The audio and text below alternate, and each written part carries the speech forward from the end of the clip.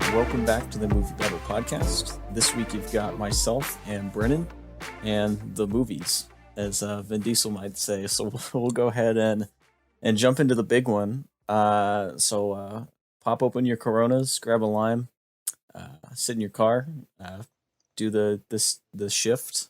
I'm not really a car guy, so I don't know how that works. But F9. So this is the 10th Fast movie if you count Hobbs and Shaw. But this is the 9th in the main saga. It's really weird because so much of this franchise's anthology.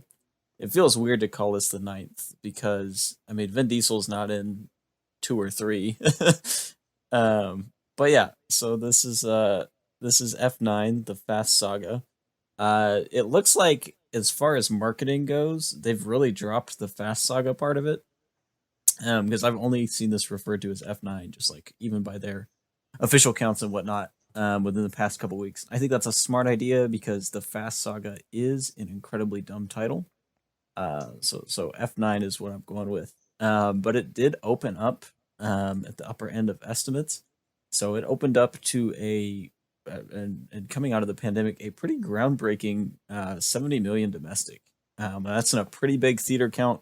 Looking at a little bit over 4,000 theaters, which is getting pretty much back to normal theatrical runs in terms of locations, and pulled in 70 million, which is just damn impressive coming out of the pandemic. And as we've seen, nothing really succeed kind of to this level in a long time. It's nice.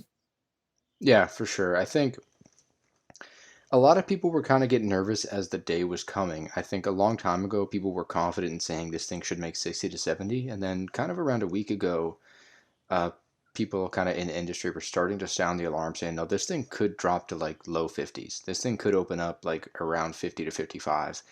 And then it had great previews. Previews better, Thursday previews better than Hobbs and Shaw's, which for me, that's a signal that, okay, Hobbs and Shaw, obviously it's not a part of the Fast and Furious franchise, but it came out pre-COVID. And if you're going to beat that movie's previews, I just think you're off to the races, no pun intended. But $70 million, I think they should be happy about this in kind of a post-COVID era that we're in. So it beats A Quiet Place 2's opening weekend record, and it beats it by quite a bit as well. And while it is well down from Fast 8, which opened up to, I think, 98 or 97 million, considering everything, I think it's not bad. And also, the franchise is on a downward trend already. Like, it peaked with 7, and you're seeing it now start to go down. So, no matter what, this movie was probably not going to make as much as the last one. But just kind of given everything, this is a pretty good result. $70 million. It passes estimates, which were 60 to 65, kind of shooting it for around there. But yeah, that's a really strong opening for them. And I wonder too, since it is exclusively theaters only, kind of like A Quiet Place 2, if this movie will have good legs. Usually the Fast movies don't have great legs. The seventh one did, but usually the rest of them, and Fast 5 did, but usually the rest of them kind of open up big and really fall off quick. I wonder if this movie will have some legs, just considering it is exclusively in theaters. Just like as we're seeing, A Quiet Place 2 is having just incredible legs and nearly pacing how the first one did. So I'm interested to see that. Yeah, I could see it having a really strong second week just as we go into the holiday weekend. And as you know, I mean, it has the Forever Purge comes out, so it doesn't really have a lot of direct competition. But I think the week after that, we hit Black Widow, which is going to touch a lot of the same box office nerves, I guess you could call them. So yeah, it'll be interesting to watch, especially because Black Widow is going to be something that's in theaters and streaming. So even if people aren't going to see Black Widow in theaters, they might just want to stay home anyways. But it's a good sign. It's nice to see something succeed. It's already off to a little over 400 million worldwide because it has been playing the international circuit a little bit. And this was not quite the first movie I think, but it was in that first wave of movies last year that was delayed, and it was the first one to jump a full year ahead in its release date. So this movie's actually had 5 release dates. Because originally it was supposed to be in the Hobbs and Shaw window, but the infamous The Rock Vin Diesel feud kind of broke, and they had to restructure some stuff. So Hobbs and Shaw moved up. This Fast movie moved back a little bit, and so then it had kind of its official release date last March, and about 2 weeks before release was when the world kind of met COVID, and so it jumped back a full year and didn't quite keep that release date, moved back a little bit, but it is here now, and it's off to a pretty good start financially. Yeah, it is for sure. And as you said, over 400 million worldwide already. It'll probably pass 5 and 6. And I'm curious because, as you said, next weekend it really doesn't have too much competition. I think you got Boss Baby 2 and The Forever Purge, which might not be fully eating into the audience that wants to go see F9. So I'm sure you're right. It's probably gonna have a strong second week as well, and that kind of sets it up to just have a really good domestic run. I mean, Black Widow's probably gonna flush it out, but it'll have a really strong kind of 2 week window to make some bucks. I'm interested though because people are buying these $30 Disney Plus premium things for their films. Now, the numbers of people are much lower than who's going to the movies to see it. I think if you compare Cruella numbers, you'll see that. But obviously, Disney's getting some good cash there. I wonder how many people for Black Widow will do that, and if it will be enough to keep F9 at the top of opening weekends post kind of COVID. Um, Black Widow, in my opinion, will do better than this. I think just the Marvel brand has just been so successful. Doesn't really matter what they do; it turns into a hit. Um, and even their more obscure movies, like let's say Doctor Strange or Ant-Man, um, even Guardians of the Galaxy to an extent when it first came out, those films opened up pretty high, like higher than F9 did. So I'd presume Black Widow has that potential, but with the Disney Plus option as well, obviously more people are going to go to the theaters, but will it be enough to get it over F9's number? I'm not sure. But we'll see. And hopefully by then we'll see even more theaters open. As you said, this movie's in over 4,000. That's kind of really getting back to normal figures.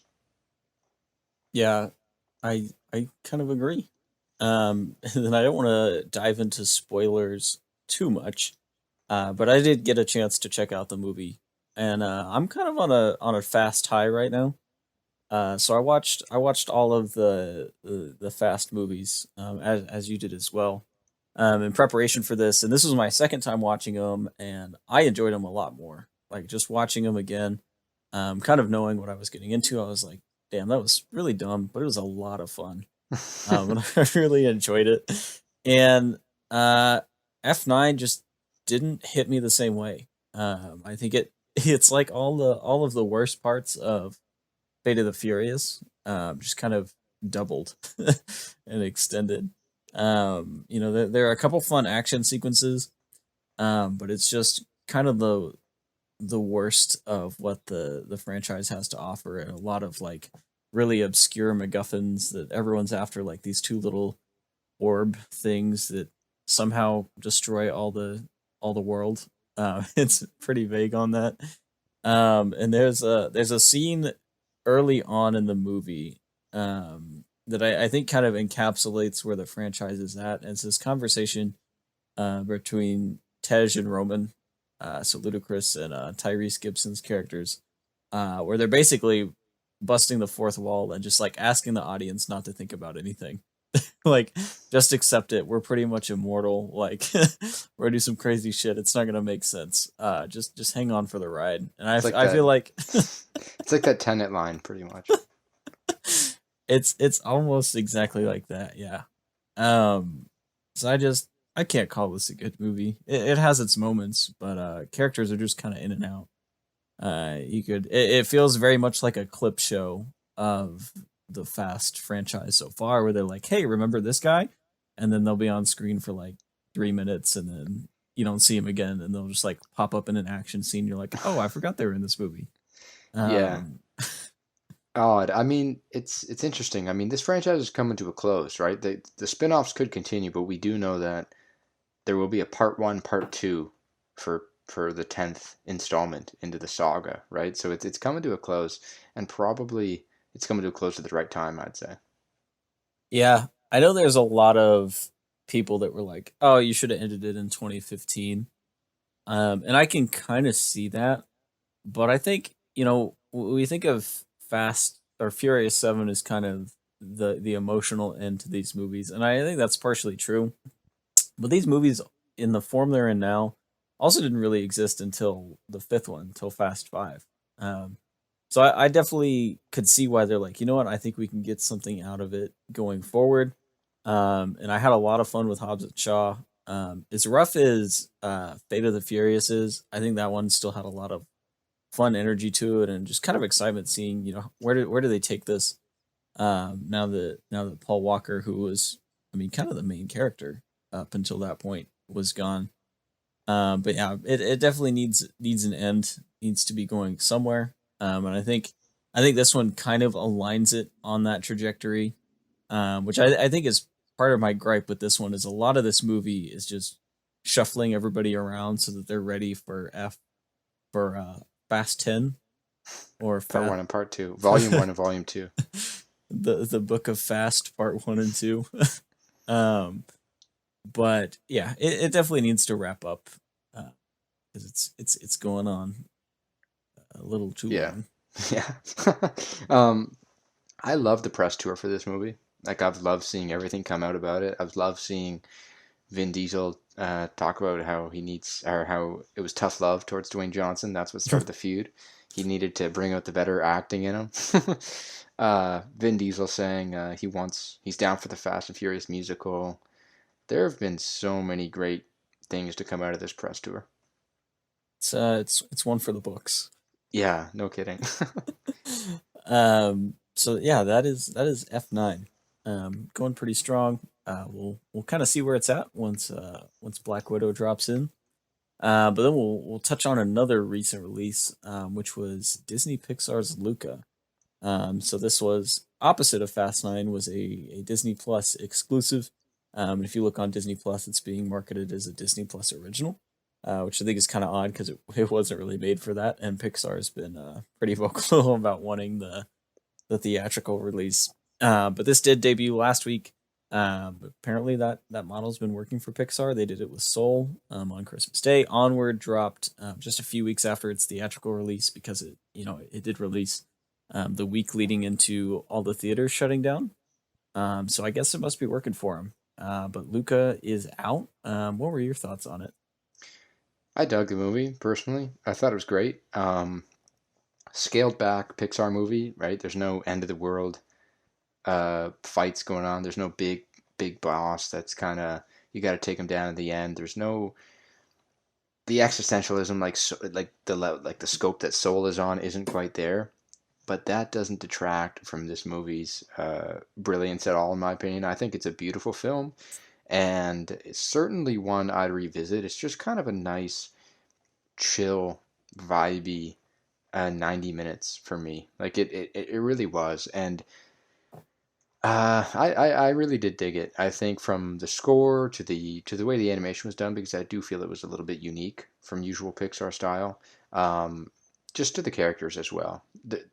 It's just a movie that, and I said this before. It touches. I think it's a lot more relatable than most Pixar movies, in my opinion. I think when you look at just you got the main character Luca there when he's going through kind of at the beginning of the film, starting now to leave the water and kind of come to land and turn into his human form, so to speak. And he's kind of nervous about it. He doesn't know if he likes it, and there's just a lot of conflict within him. But I think that's some of the most relatable stuff Pixar has ever done, personally. Like that, you have a lot of deep stuff throughout a lot of Pixar's films. There's a lot of heart wrenching stuff. They try to pull out the tears, but I think this movie strikes a really relatable tone, personally. Yeah, I completely agree. I think first of all, this movie is just really pleasant. Like it's just very grounded. It's just these two boys, for the most part, just exploring this little Italian countryside. And you're just there's a lot of the things that I love about Pixar is normally there's some deeper social commentary going on there. And this movie doesn't really have that, but as a result of that, it just feels so much more emotionally grounded because you're not really commenting on anything other than how these two boys are feeling. And I agree with the animation. I think it was really unique. They did a good job of making it feel very cartoony but very detailed, and just very animated. And all the character designs really pop, despite the fact that most of the characters are just regular humans. And I think the world is vibrant. The water effects are terrific. Like Luca is, it's just a good time. It's very pleasant. It's this nice little exploration of the village. It's very low stakes.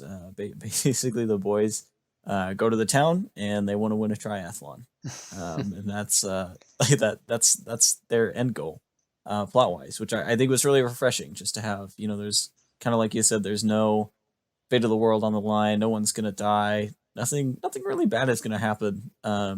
They just won't get a Vespa out of it. But it's I really appreciated how down to earth this was. Yeah, exactly. And you also gotta love that character design of the I guess it's a trend now. The little girl, I forget her name. Was it Julia, was it? Hmm. Yeah, her father. It's that Cloudy with a Chance of Meatballs style dad with Yeah. that with those Listen, eyebrows and if it works, you can't change it. Uh, exactly. Exactly. and Maya Rudolph, just cementing her place as the Disney mom. Yeah, Uh, no kidding. and actually, Sacha Baron Cohen was in this movie as well as kind Yeah, of the who do you deep sea play? uncle. Oh, okay. All right. He's like if the blind fish with the light on its head from Finding Nemo was had a human body underneath him. Okay. Um, but apparently Um, he ad libbed most of his lines, which hmm. doesn't surprise me. Yeah, he that's interesting because I was wondering who he played. I just forgot to look it up because it was reported like a week before the movie came out that he was cast. I don't know if you saw that, but that report was literally like maybe a week to 10 days before the movie came out, and I was like, dude, isn't this thing dropping in a week? Like you're gonna I mean maybe they recorded stuff before and the article kind of worded it wrong, but they were talking about just he was cast in Luca like a week out. That was crazy. But yeah, okay, smaller role. Um but yeah, I dug this thing for sure. The score is also really nice. It is, and I love the dream sequence scenes, especially the rings of Saturn there. Yeah, yeah. There's some really beautiful just exploration of space, in that, and just the exploration of this countryside and under the water. It's just a beautiful movie. Hmm. And what's Pixar got next? We got Turning Red, and Yeah, they've said they're going back to theaters for that one. yeah. So Turning Red is supposed to be their return to theaters, and the plot of that movie really intrigues me. So basically, it's this girl that is obsessed with some kind of, I think it's a boy band. And anytime she gets excited, she turns into a giant red panda. So it's like the Hulk, but cuddly. Yeah, that's wonderful. I think they released concept art, I believe. It looks pretty cool, and that's slated for I think March of next year. Yeah. Yeah. And it is directed by Domi Shi, who did Bow, the short that was before The Incredibles 2 a couple years Yeah. ago. Arguably the most watched short in the history of mankind. Definitely one of the most surprising. I still have not recovered from the lady just eating her son just in one bite. Yeah, Just no, for sure. Yeah, that's great that she's now kind of leaping into getting a first feature. Um, and you know what, Pixar, I think one thing that we have to acknowledge here and be kind of happy about is four straight original Pixar films, like four straight that are not spin-offs, prequels, sequels, reunion type movies. Like this is pretty cool. So we had Onward, we had Soul, we had now Luca, and then we have Turning Red. So I think that's pretty neat. We have four in a row before we get to Lightyear, the first little spin-off there. yeah, and I think we're really starting to witness kind of the next generation of Pixar, with these directors that have been coming up. So Pete Docter said he was done with Soul. Andrew Stanton, obviously John Lasseter, though for a little bit different reasons, have all kind of parted with Pixar. Most of them pretty amicably, um, and just to move on to other things. And so we're seeing this newer generation, like with Domi Shi coming up with Turning Red, and even with the director of Luca, did the La Luna short. So we're kind of Mhm. seeing that next wave kind of find their place and find their ideas, and give Pixar kind of the breath of fresh air it needs. Yeah, that's awesome. I love to see it. And I was thinking about because I think Pixar's kind of exhausted their sequels that would take over the theaters for a month type of movies. Like I'm thinking about it. I just don't see them having any more of those in the tank. I think we're going to get an Incredibles 3 probably within the next 5 to 10 years. I think. I know there's probably been no report on that, but I could definitely see that happening, just because of just how immensely successful that last one was. But I don't really think there are any other older Pixar movies we'll see get kind of sequelified. Like we're not going to see an Up 2. We're not going to see a Wall-E 2, and we're not going to see things like that. And they really did kind of turn them out quick, starting Yeah, with I think Monsters U and kind of running all the way to Toy Story 4. They've really just in a short span of time turned out a ton of movies and made a ton of money, and I just don't think we'll see that. I think we'll see a lot more original Pixar movies over the next several years. I mean, I think Lightyear is probably going to be the first kind of test for hmm them to see if they can make a lot of money off a spin-off. yeah. And I think the other interesting thing about Luca is it's one of the few Pixar movies that does not have a John Ratzenberger cameo. Hmm. Um, and he's getting kind of old, but it just feels weird. Yeah. John Ratzenberger, the legend. I always see him in my on my letterbox actors that I've watched a lot of. And I'm like, who is this guy? Yeah, so he's actually I believe this is the first one that he's not in because he's been in everything on through Soul. Hmm. So it's kind of sad, It's like when the first Marvel movie without Stan Lee. Exactly. Yeah. Um, but yeah, that is to end on a depressing note. That is Luca, and it is on Disney Plus. It's a really good movie. Like you said, I definitely see myself revisiting this in the future because it was a really good time. Um, Certainly. so to switch thematic gears quite a bit, we'll go ahead and jump into the Babble Movie Club, and this week's pick was your rotation, and you picked Candyman, the 1992 version, not the unreleased version. So you want to go ahead and talk about that a little bit? Yeah, so I picked Bernard Rose's Candyman from 1992, starring Tony Todd, Virginia Madsen as well. This was a movie I had never seen before. Heard a little bit about it, but really had never seen it before. And I really just chose it due to the fact that I'm really excited for Nia Dacosta's Candyman coming in August. I think that's a movie that has a chance to like kind of take over the stratosphere and kind of take over the conversation. So I'm looking forward to that big time. So I wanted to get acquainted with this subject and just kind of experience what kind of started this film franchise because there were two sequels after this one as well. I really did enjoy this movie. We can get into the plot a little bit if you'd like, but I'm sure a decent amount of people know the Candyman story. Um, yeah, it came out in 1992. I think it's a movie that I knew at the time. I was kind of doing a little bit of research here that it was a little bit risky. Apparently, the director had to do a lot of research for this film. He was very nervous about it. And it premiered at TIFF in 1992. So that's kind of an iconic TIFF premiere film.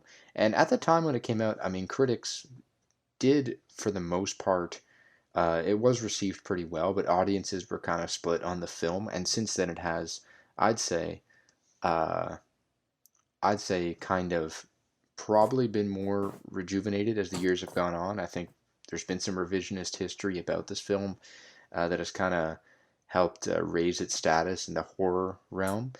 I did dig it though. I really liked it. And Philip Glass's score as well. I can't lie. After I watched it last night, I put that on. I may have fallen asleep to that last night. Yeah, Candyman. So I also watched this for the first time in preparation for the release of the new Candyman. But that was last year when I did the first time, because Candyman was only supposed to be a few months away at that point. So it's nice to watch it again in preparation. um, but yeah, I think this is a really solid horror movie. That I think really stands out from kind of where the genre was at that time. So I think the horror genre, kind of as we know it, is really a product of the 70s and 80s. So you have Halloween and you have Nightmare on Elm Street and Chucky. I forget what the official Child's Play is the franchise name for Chucky. But you have a lot of these like really slasher movies that, aside from the original movies, were just knife born, Hmm. basically, and this was kind of a lull in the genre. And Candyman came just kind of right before Scream really reinvigorated it, and then a slew of more Halloween sequels and and everything, and it kind of died again. But I think it packs much more commentary than audiences really expected at the time. So I mean, this movie deals a lot with gentrification and just with kind of alternative history, kind of like you said, how there's been some rewriting of history, just about the love for this movie over time. That's one of the bigger top subjects it deals with. Talking about it, and I think thematically it didn't completely land for me, but I think there's a lot there to dissect. So I think that's probably why it didn't just immediately explode back then. But I think that's why it has such a great legacy now. And I think you can't talk about this movie without talking about the Candyman himself, Tony Todd. So probably what this movie's most known for is the scene with the bees, because you can't go wrong with bees. Um, but so there's a like a bee transfer because he kisses her with bees in his mouth. But Tony Todd um, was paid a little over $1,000 for each bee sting, and ended up walking away with an extra 23 grand, which is just kind of cool. Yeah. So Yeah, no kidding. I've probably tried to bargain a little bit more, but I mean, maybe 1992 that was a pretty good bargain. Inflation's been pretty wild over the last few decades, but um, yeah, this is a movie that certainly, as you said, it isn't just knife porn, as you said, from kind of the how some of that 70s, 80s kind of horror became as it evolved. But yeah, this movie is certainly a movie that has a lot more on its mind. It's kind of one of the first kind of social horrors of its kind, and I think it kind of laid a little bit of a framework for movies today. In a way, I think today we're seeing a lot more social horror type films come out. I mean, horror's always been there's always been, at least in the non pure knife porn movies, there's always been some sort of social elements that are being explored, but this one certainly kind of changed the game with, as you said, gentrification. Race is a big topic in this film, and just kind of inner city issues and social classes. And I just think it's a neat way to explore that topic, and I'm just so excited for Nia Dacosta's Candyman this August. I think it's gonna be something special. The trailer looks phenomenal, and this was a great way to kind of prepare for that. I did like it. I did like it quite a bit, and I love Tony Todd's. I love the voice. I love the synth they put over him. His Candyman voice in this.